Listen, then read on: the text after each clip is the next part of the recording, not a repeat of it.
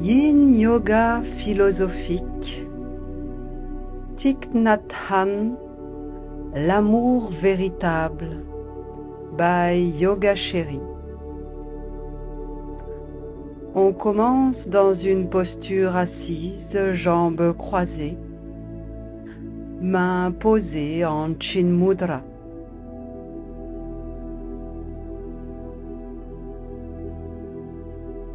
Chacun de nous a besoin d'aimer et d'être aimé.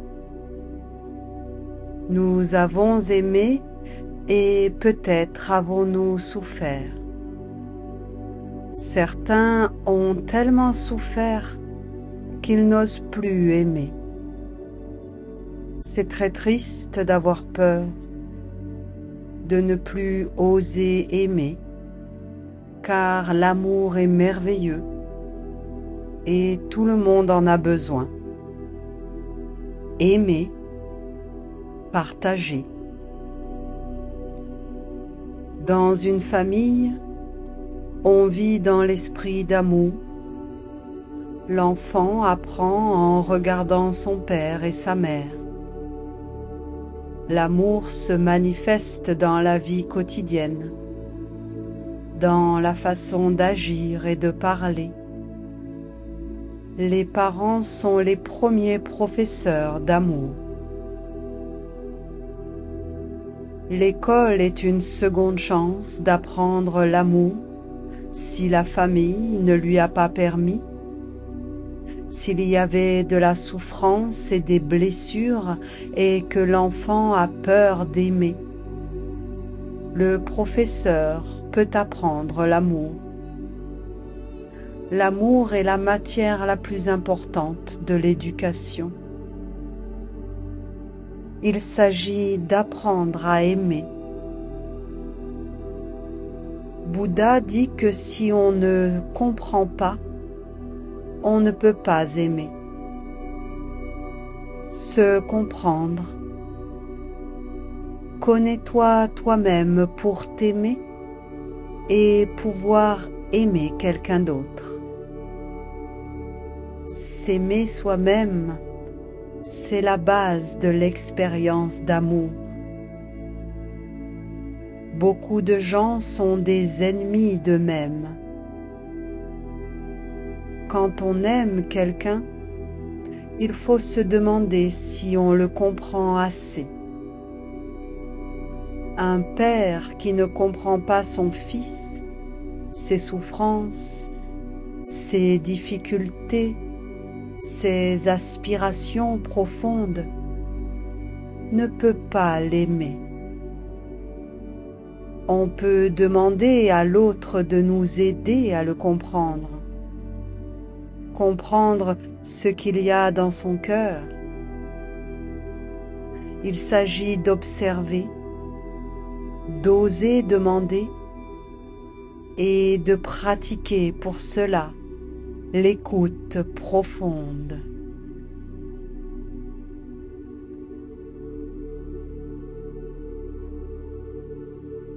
En douceur, viens te placer à quatre pattes,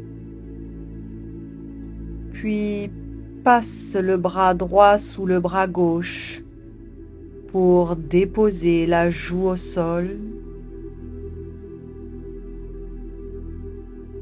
Épaules relaxées.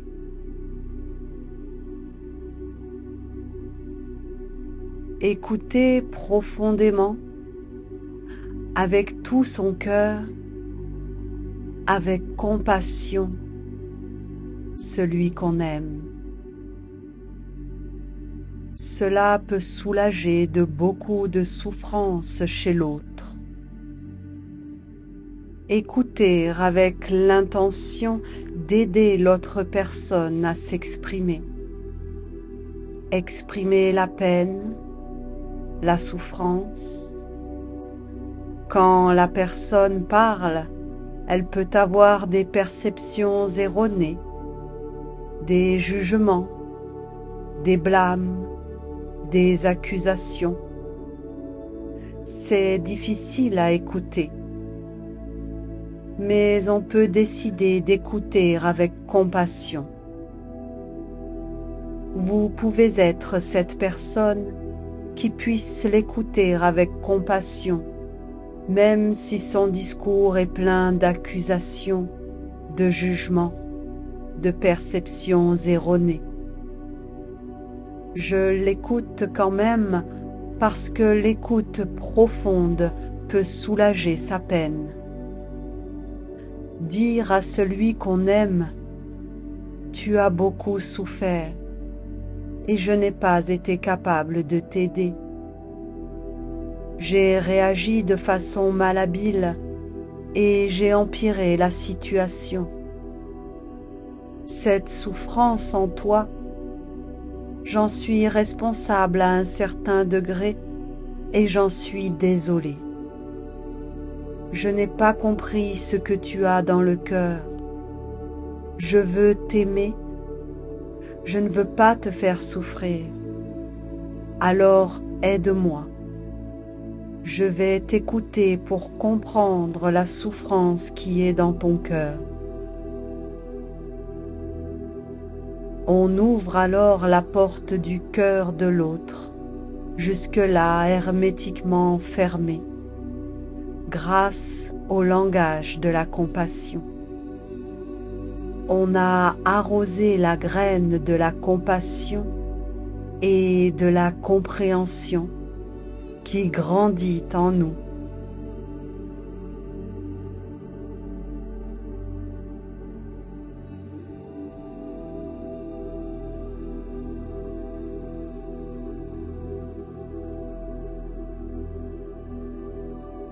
Relaxe en douceur la posture, reviens à quatre pattes, puis passe le bras gauche sous le bras droit pour déposer la joue et l'épaule au sol. Relaxe.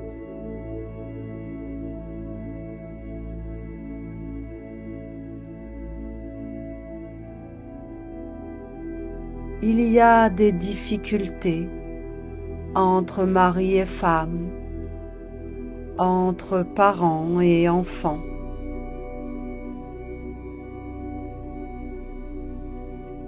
Il est nécessaire de restaurer la communication. Les outils, ce sont l'écoute compassionnelle et le parler aimant pour réouvrir la porte de son cœur et celui de l'autre, se réconcilier.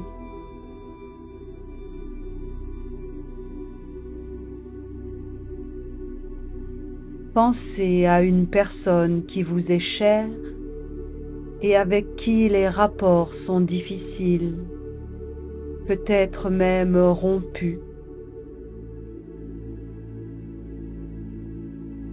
Pourrions-nous décider aujourd'hui de réouvrir le cœur fermé,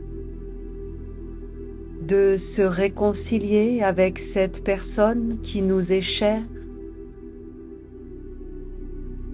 Ramener l'amour dans des cœurs ouverts.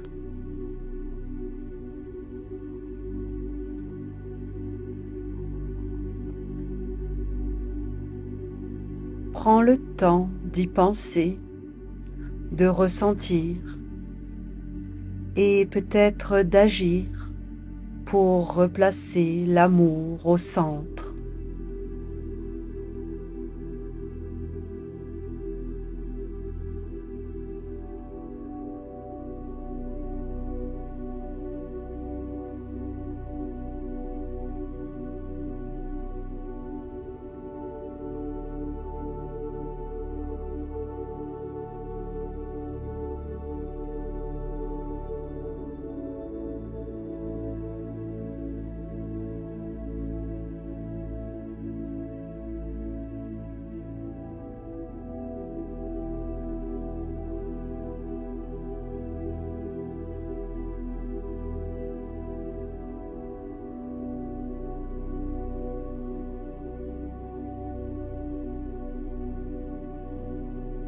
Relaxe en douceur la posture. Reviens à quatre pattes et dépose le sommet de la tête au sol, bras souples, épaules basses.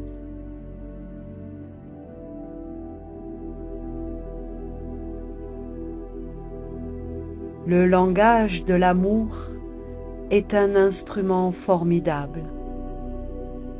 Beaucoup de cœurs se sont réconciliés avec cet instrument.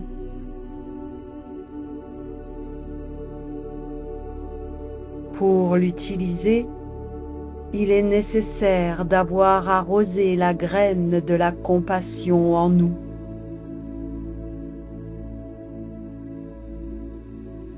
Il y a beaucoup de manières de l'arroser. Parfois, on pense que l'amour est mort, et pourtant, il y a encore des graines d'amour vivantes, enfouies profondément, sous beaucoup de couches de souffrance.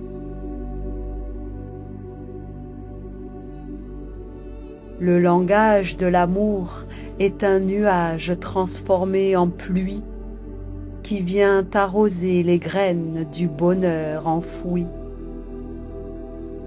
Comme une pluie qui tombe sur une terre aride et qui peut faire ressusciter l'amour, le restaurer.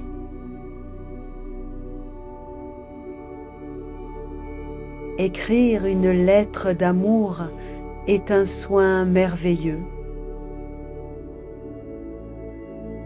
Quand la communication est rompue, il faut faire quelque chose, arroser les graines d'amour enfouies en nous. On peut utiliser deux instruments du Bodhisattva, le parler aimant pour ouvrir la porte du cœur et l'écoute profonde pour le soulager. C'est un miracle que l'on peut réaliser par nous-mêmes.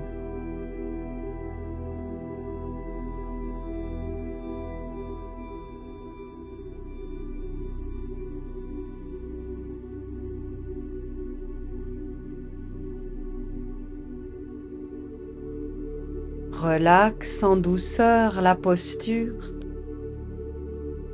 Écarte les coudes et les genoux pour aplatir ton corps au sol comme une grenouille.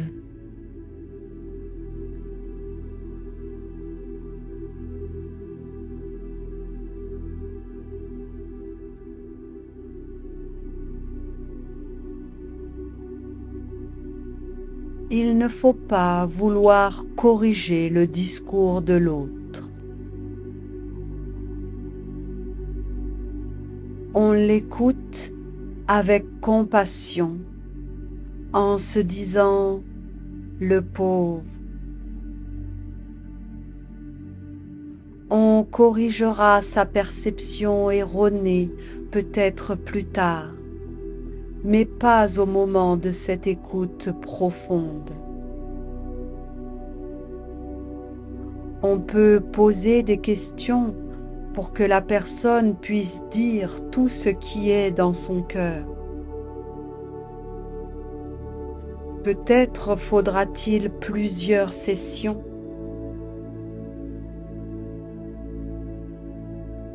Puis on remercie la personne de nous avoir permis de nous aider à la comprendre. À un autre moment, quand l'atmosphère est bonne, on pourra revenir sur quelques informations. Pas trop. La personne n'a pas la capacité d'absorber une grande quantité d'informations. Il faut une dose raisonnable pour que la personne accepte de corriger ses perceptions erronées On fournit les informations nécessaires au compte-gouttes et toujours avec bonne humeur. C'est faisable.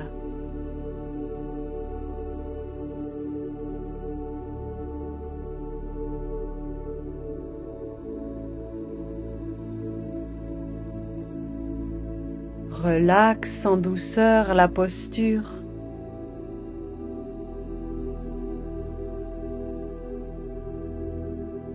Et viens t'accroupir dans Malasana, coude entre les genoux, mains jointes, le dos et la nuque s'allongent.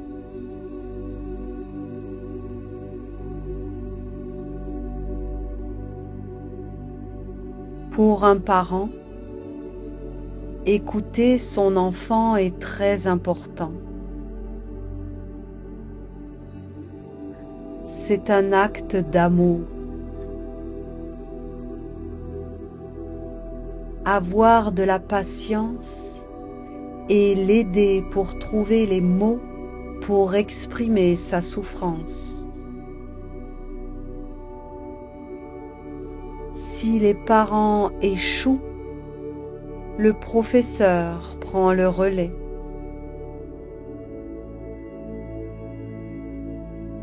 Être un parent pour l'enfant. L'écoute profonde devrait faire partie de l'enseignement de la pédagogie. Quand on aime, on veut faire le bonheur de l'autre.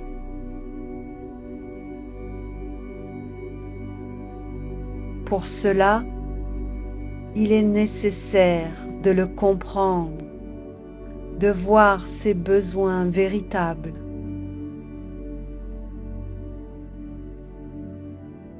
Ne pas imposer ses idées sur l'autre personne.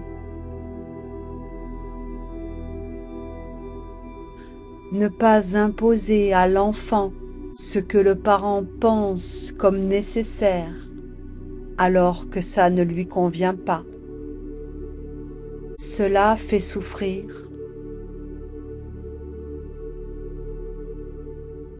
Il faut bien regarder, bien s'informer pour l'aimer.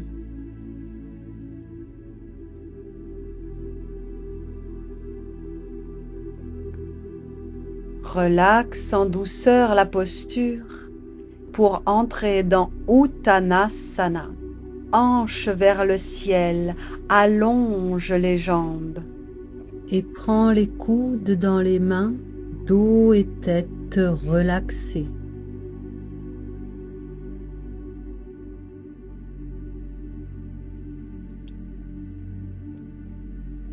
Le fondement de l'amour, c'est la compréhension. Ne pas hésiter à demander à l'autre si on le comprend assez. Ne pas hésiter à demander de l'aide. Et l'autre va nous aider à mieux nous comprendre nous-mêmes aussi. Avoir l'intention de faire le bonheur de l'autre ne suffit pas. Il faut la capacité de faire le bonheur en comprenant vraiment. Maitri, dans le bouddhisme, c'est la fraternité, l'amitié. La présence de l'autre est déjà un cadeau. Elle nous nourrit, nous conforte, nous rassure, nous soutient.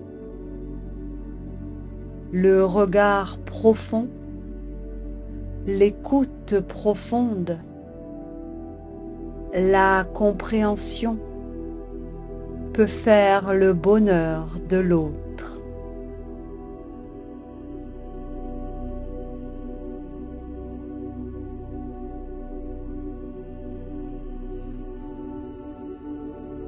Relaxe en douceur la posture, en déroulant la colonne vertèbre par vertèbre jusqu'à te redresser dans un mouvement d'épaule vers l'arrière, Samastiti. Alors, entre dans la posture de l'arbre en Qigong. Jambes écartées, largeur des hanches, genoux légèrement fléchis, bassin rétroversé.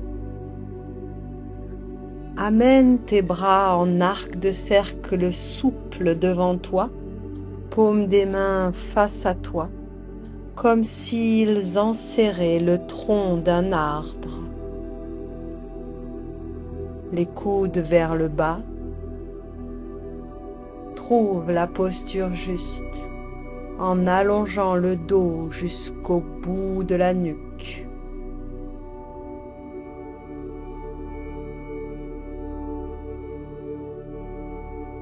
La Karuna, deuxième composante de l'amour véritable, c'est l'intention et la capacité de transformer la douleur de l'autre.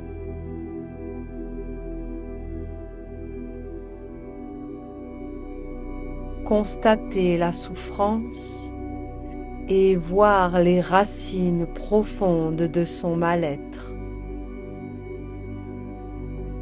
Agir pour transformer cette douleur, enlever la peine. Dire à l'autre que l'on sait qu'il souffre et que c'est pourquoi nous sommes là pour lui. La présence, le temps et l'énergie pour être quand l'autre souffre, c'est déjà la Karuna.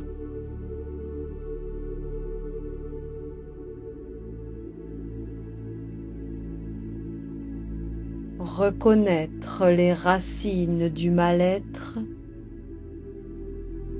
On sait ce que l'on peut faire pour transformer, alléger la douleur.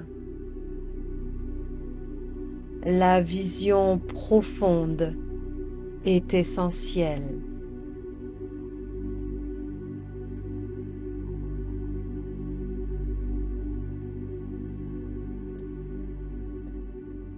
Relaxe la posture, bras le long du corps. Inspire, les bras s'allongent au-dessus de la tête. Expire en flexion avant. Dépose les mains au sol et amène une jambe puis l'autre à l'arrière du tapis, pieds joints dans Parvatasana. Tu peux poser les genoux si la posture est trop intense. La mudita, troisième composante de l'amour véritable, c'est la joie. Quand la joie de l'autre devient notre propre joie. Il n'y a pas de jalousie, mais une fusion. La frontière entre celui qui aime et celui qui est aimé disparaît. Il n'y a plus de frontières, plus de sujets et d'objets, plus de discrimination. Mudita, c'est la joie que l'on procure à chaque moment de la journée. On offre de la joie.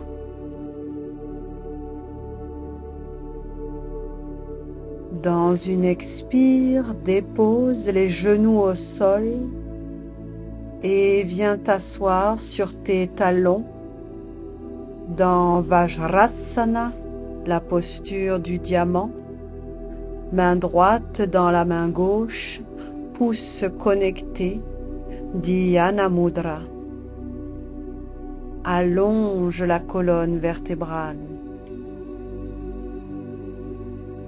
Quatrième composant, c'est Upekkha, la non-discrimination. Quand on aime, on n'impose pas ses idées, ses manières à l'autre personne.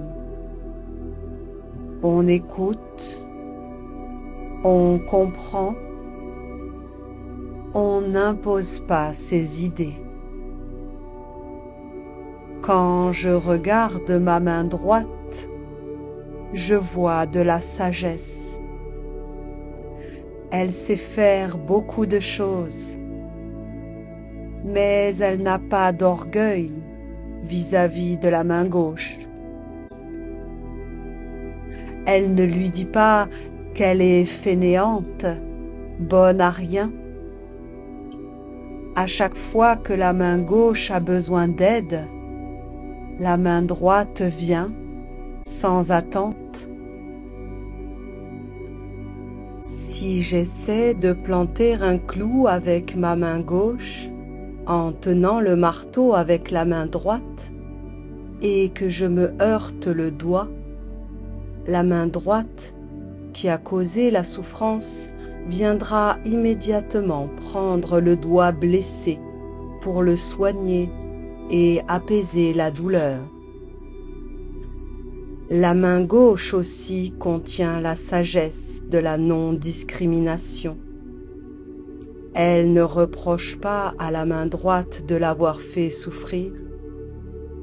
Elle ne demande pas justice pour la douleur causée. Les deux mains vivent ensemble en parfaite harmonie dans l'Upekkha. Elles sont le même corps, le corps de l'humanité.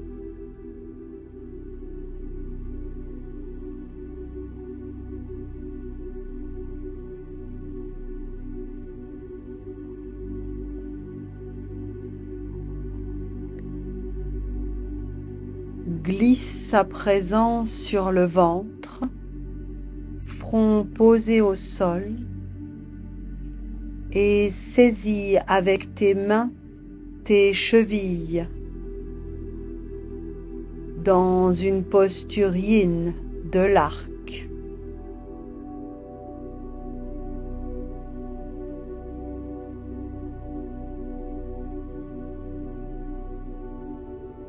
Les oliviers sont plantés par groupes de 3 ou 4 en Italie.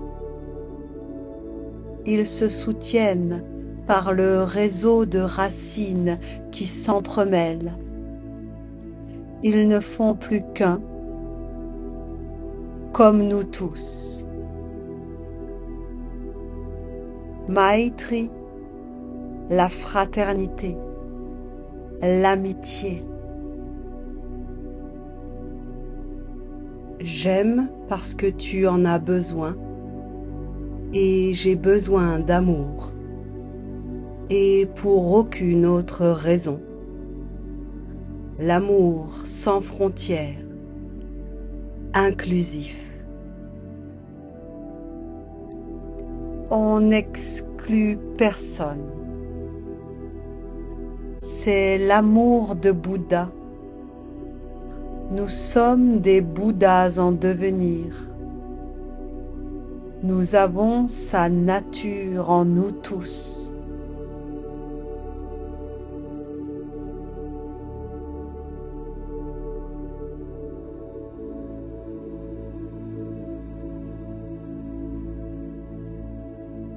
Relaxe la posture et roule sur le dos, genoux sur le buste, enlacé de tes mains.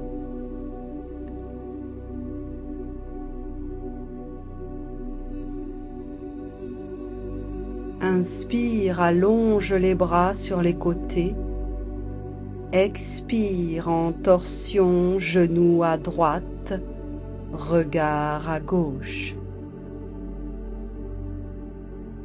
Quand on regarde en profondeur, on peut toucher sa nature de non-essence et être dans l'absence de peur.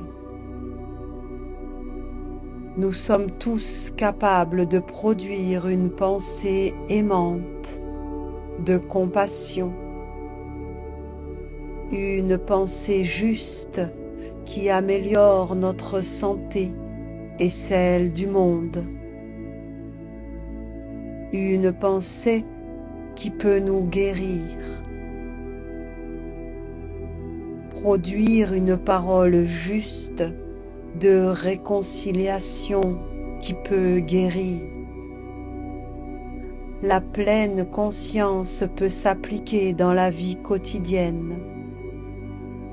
C'est une façon d'accéder à l'amour véritable.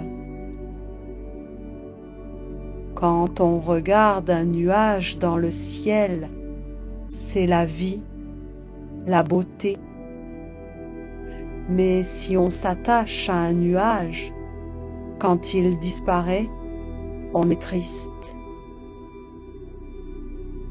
Mais un nuage ne peut pas mourir. Il devient autre chose.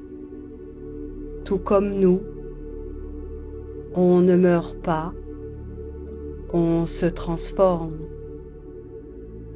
Le nuage est encore là, mais il n'est plus le même. On peut reconnaître une partie de ce nuage dans un ruisseau, dans un champ de blé.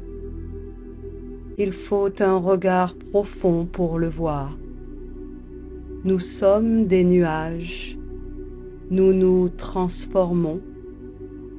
Le nuage regarde en bas et se voit en forme de ruisseau, de plantes.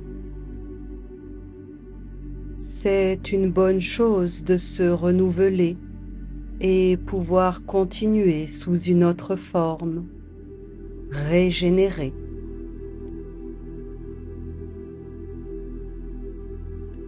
Dans une expire, ramène les genoux sur le buste.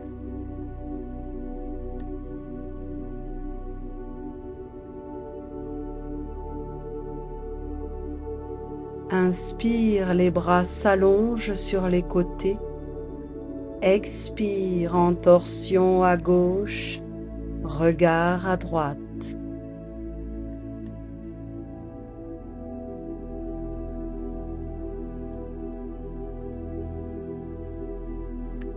Quand je regarde l'autre, je vois ma continuation. Ce que je vois de moi n'est qu'une partie de moi. L'autre partie, beaucoup plus grande, doit être reconnue ailleurs, autour de nous. Nous ne sommes pas seuls. Comme le nuage fait signe au ruisseau, au blé, à la plante que l'on rejoindra.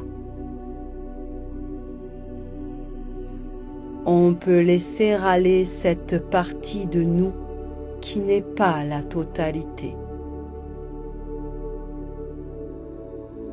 Rien ne se crée, rien ne se perd. Il n'y a que continuation.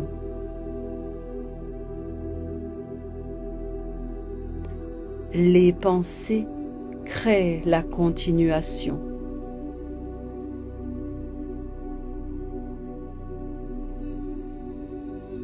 Produire des pensées justes, de beauté,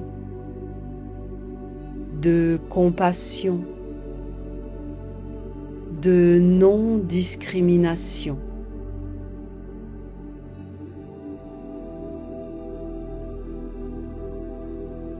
Karma, pensée, parler, acter, c'est agir.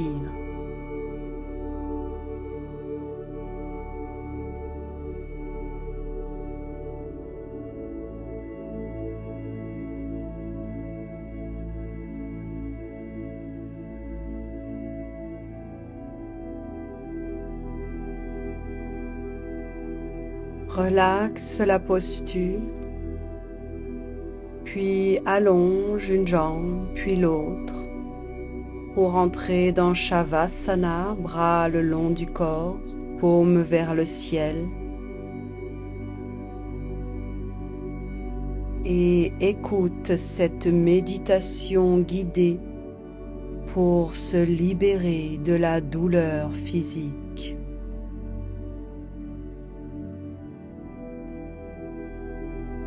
Ce corps n'est pas moi. Je suis la vie sans limite. Je ne m'identifie pas à ce corps, ni à mon mental.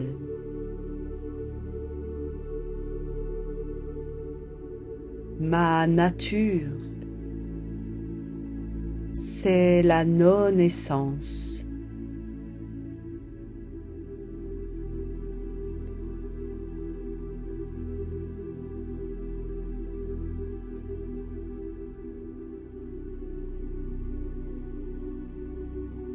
Je suis fait en grande partie d'eau. Lorsque je respire, je produis de la chaleur, le feu. Qui est dedans et dehors?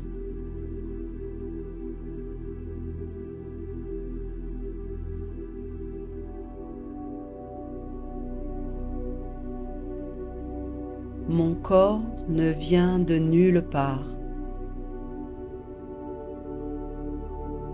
Il se manifeste, puis se transforme pour se manifester autrement.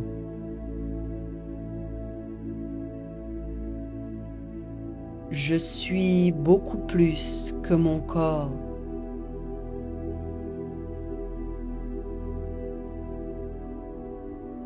Il n'y a pas de naissance ni de mort.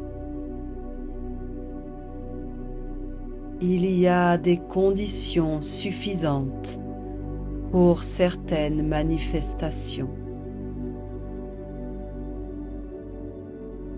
Nous ne venons de nulle part. Nous n'allons nulle part. On peut se libérer de la peur.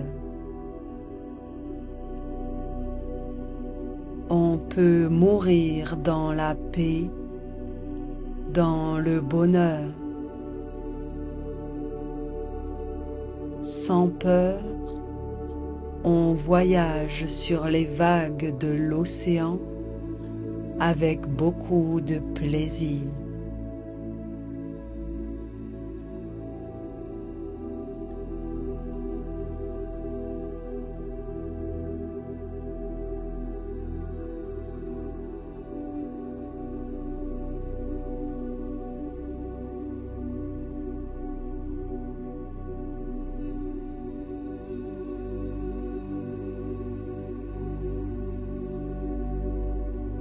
Merci petit yogi. Merci yoga chéri. Merci la vie.